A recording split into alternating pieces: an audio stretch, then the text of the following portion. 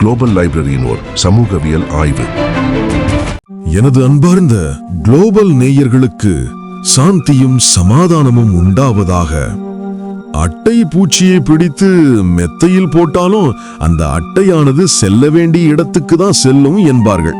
அதாவது அட்டை பூச்சி எப்போதும் ஊத்தைகளில், அதாவது சாக்கடைகளில் வாழக்கூடியது.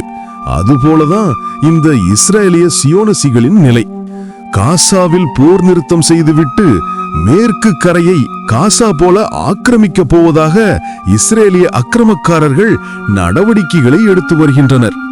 இஸ்ரேலின் தேசிய பாதுகாப்பு சிம்பட் உயர் தலைமை அதிகாரி குறிப்பிடுகிறான், இதற்கு பிறகு மேற்கு கரையை, அதாவது வெஸ்ட் பேங்கினை இஸ்ரேலிய மக்கள் வெஸ்ட் பேங்க் என்று பெயர் சொல்லி அழைக்கக்கூடாது. எமது வேத நூல்களில் காணப்படும் பெயர்கள் கொண்டே இந்த மேற்கு கரையை நாம் அழைக்க வேண்டும். இது எமது மார்க்க வேதத்தோடு உள்ள பிரதேசம் என சொல்லாமல் சொன்னான் இந்த சிம்பெட்டின் இஸ்ரேலிய ஆக்கிரமிப்பு தலைவன். அக்டோபர் பாலஸ்தீனர்களின் ஒலிவ் அறுவடை காலம். ஆனால் இவ்வாண்டு மேற்கு கரையில் நிலைமை மிகவும் பதற்றமாக ஆக்கி வருகிறார்கள் இந்த இஸ்ரேலியன். வெஸ்ட் பேங்க் மேற்கு கரையில் இஸ்ரேலிய குடியேற்றிகள் பல இடங்களில் தாக்குதல் நடத்தி பாலஸ்தீனிய விவசாயிகளை அச்சுறுத்தி வருவது அண்மையில் அதிகரித்துள்ளதாக செய்திகள் வருகிறது. ஒரு வாரத்தில் மட்டும் அக்டோபர் 7 முதல் 13 வரை குறைந்தது 71 தாக்குதல்கள் நடைபெற்றுள்ளன. இதில் ஒருவர் உயிரிழந்தார் மற்றும் 99 பேர் காயமடைந்தனர். சகோதரர்களே, அந்த தாக்குதல்களில் பாதி பேர் விவசாயிகளாகும். ஒலிவ் அறுவடை காலம் என்பதால் ஒலிவ் பழங்களை தங்களது தோட்டங்களில் பறிக்கும் வேளைகளில் தான் இந்த சம்பவங்கள் நடக்கின்றன. ஒலிவ் பழங்கள் பாலஸ்தீன குடும்பங்களுக்கான முக்கிய வருமானம். இவ்வாறான நிலையில் இஸ்ரேலிய கொடுங்கோலர்கள் செய்யும் இத்தாக்குதல்களால் இதுவரை 27 கிராமங்கள் பாதிக்கப்பட்டுள்ளன. மேலும் சொன்னால் இஸ்ரேலிய கொடுங்கோலர்கள் குடியேற்றிகள் 14,000 மேலும் ஒலிவ் மரங்களையும் நாற்றுகளையும் வேரோடு பிடுங்கி ரவுடித்தனம் செய்துள்ளனர். கடந்த 5 ஆண்டுகளில் இத்தகைய தாக்குதல்கள் அதிகரித்துள்ளன. கடந்த வருடம் மட்டும் 200க்கும் மேற்பட்ட தாக்குதல்கள் பதிவாகியுள்ளன. இது 2023 இருந்ததின் இரட்டிப்பும் 2022 இருந்ததை விட 3 மடங்குமாகும். ஒரு அமெரிக்க செய்தியாளர் பதிவு செய்த வீடியோவில் ஒரு இஸ்ரேலிய குடியேற்றி பாலஸ்தீனிய விவசாயி ஒருத்தியை அடிக்கும் காட்சி வெளியாகியுள்ளது. இது போன்ற வன்முறை பல கிராமங்களில் தினமும் நடக்கிறது. அந்த வீடியோவினை எமது யூடியூப் தளத்தில் காண்பிக்க முடியாததால் அதனை எனது டெலிகிராம் சேனலில் பதிவிட்டுள்ளேன். நேரடியாகவே இவர்களது அநியாயத்தை பார்க்கும் அமெரிக்க பத்திரிகையாளர் திடுக்கிட்டு போகிறார். பின்னர் சத்தமிட்டு அழுகிறார்.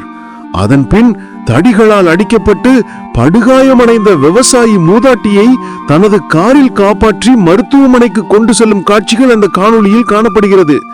இந்த காட்சி சர்வதேசமெங்கும், குறிப்பாக அமெரிக்க மக்கள் பெரும்பான்மையானவர்கள் தங்களது சமூக வலைத்தளங்களில் பார்வையிட்டுள்ளனர். இது இந்த இஸ்ரேலிய ஆக்கிரமிப்பு ரவுடிகளின் உண்மை நிலையை உலகத்துக்கு பறைசாற்றும் காணொளியாக அமைந்து வருகிறது. இந்த இஸ்ரேலிய குடியேற்றிகள் பெரும்பாலும் ஆயுதங்களுடனேயே கிராமங்களுக்கு வருகின்றனர். சில நேரங்களில் அவர்களுக்கு அருகில் இஸ்ரேலிய இராணுவனரும் பாதுகாப்பாக இருப்பதால் அக்கிரமக்காரர்கள் தங்களது அக்கிரம செயல்களில் தடையில்லாமல் செய்கிறார்கள். இப்போது இந்த தாக்குதல்கள் இஸ்ரேலிய இளைஞர்களின் சங்கம் போன்று அமைக்கப்பட்டு திட்டமிட்ட முறையில் நடைபெற்று வருகிறது. வாகனங்கள் எரிக்கப்படுகின்றன, மரங்கள் அழிக்கப்படுகின்றன, பழங்கள் கொள்ளையடிக்கப்படுகின்றன. சிலர் உயிர் ஆபத்தில் தப்பிக்கிறார்கள். இதற்கிடையில் சர்வதேச தன்னார்வலர்களும் வந்து விவசாயிகளுக்கு உதவ முயன்றினார்கள். ஆனால் அவர்களும் தாக்குதலுக்கு உள்ளாகின்றனர். இவ்வாறு உதவும் வெளிநாட்டவர்களை உயர் ராணுவ பகுதியில் இவர்கள் நுழைந்ததாக கூறி இவர்களின் விசா கேன்சல் செய்யப்பட்டு உடனடியாக நாடு கடத்தப்படுகின்றனர். ஒரு பாலஸ்தீனிய விவசாயி கூறுகிறார், ஒவ்வொரு ஆண்டும் இவர்கள் எங்கள் மரங்களை எரிக்கிறார்கள், வேரோடு பிடுங்குகிறார்கள். 5 ஆண்டுகள் இதே நடக்கிறது.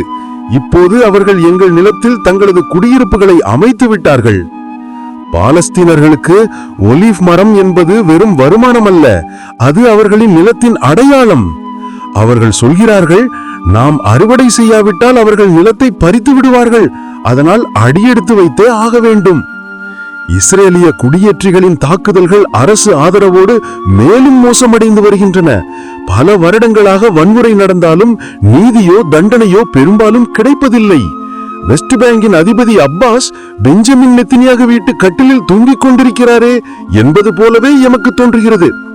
இதை தன் கண்களால் கண்ட பத்திரிகையாளர் ஜாஸ்பர் நேத்தனியல் கூறுகிறார், 2023 தொடக்கத்திலிருந்து வன்முறை அதிகரித்தது. அதற்கு காரணம் இஸ்ரேல் வலதுசாரி அரசு குடியேற்றிகளுக்கு முழு அதிகாரம் கொடுத்தது. அவர்கள் தற்போது சட்டத்தை மீறியும் தண்டனையின்றி நடந்து வருகின்றனர். இது வெறும் மரங்களுக்கான போராட்டம் என்று கணக்கு போட்டு விடாதீர்கள்.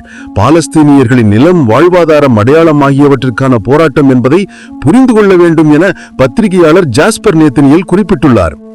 இதை பார்த்தால் நாம் புரிந்து கொள்ள வேண்டியது, அமைதி மற்றும் நீதி போன்ற விளிம்புகள் இஸ்ரேலியர்களுக்கு அகராதியிலும் இல்லை என்பதுவே.